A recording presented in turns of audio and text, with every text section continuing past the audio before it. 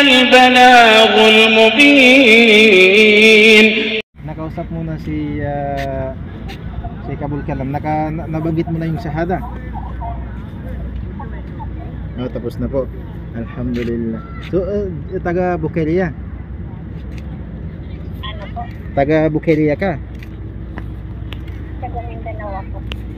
So, dito sa Saudi, nasa Bukaria? Taga Riyadh. Eh, Ika lang po talaga dito sa Luzon. sige, sige.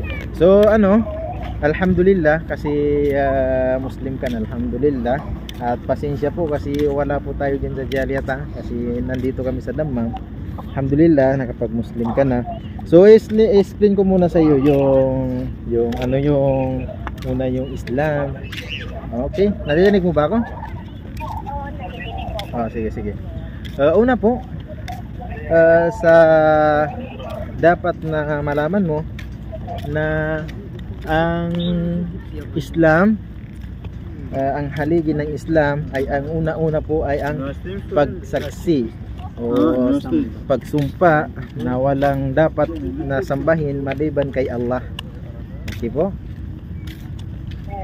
At ang pangalawa ay dapat din na sumumpa, magsaksi na ang propeta Muhammad sallallahu alaihi wasallam ay kanyang alipin at sugo sa atin. Okay po? Okay. Pangalawa po, kailangan mo isagawa yung yung 5 times na sala. Yung sala, yung sa Fajr, alam mo na yung Fajr, yung pag malapit na umaga. Okay po? Yung alas 4. Pag may mag-aadhan, mga alas 4, sobre alas 4. Okay. At ang kasunod, yung Zuhur, pag alas 12. Tama? Pangatlo, yung Asar. Yung Asar. Alas 3, okay. 3:30. Tapos yung Maghrib, mga alas 6. Opo. Pero nakadepende po yan sa adhan, kasi may maririnig ka din na adhan. Yung nag-aadhan sa masjid. Okay. At bilang panglima ay yung salat al-Isha, yung mga alas 7, alas 8. Basta marinig mo din yung adhan. Okay po? At sikapin na maisagawa yan. Pag wala sa iyo yung udhar, yung baga dahilan na hindi mo may sagawa, tulad ng halimbawa dumating yung menstruation o bagong panganak, pag wala yan, kailangan mo talaga isagawa yung pagsasagawa ng sala. Okay? Okay. Kasama po yung pag-aayuno. So ngayon, dahil natapos na yung pag-aayuno, may natira pa, di ba? Bukas meron pa. Oo. So mamayang gabi kailangan magsahur ka na. Okay. Mamayang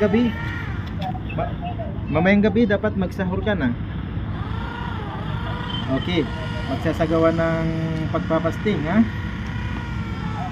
Okay. At saka kunin ko yung number mo para maturuan kita sa mga susunod pa. Tapos bilang panghuli ng dapat na malaman natin ay yaong pagkaya mo nang mag-hajj, pumunta sa Baitillahil Haram doon sa Makkah, obligado yun sa atin pagkaya natin. Pero pag hindi natin kaya, hindi po obligado. Okay. At inshallah, baka may free umrah, pwede kitang isama. So, yan po yung dapat na wag mong kakalimutan.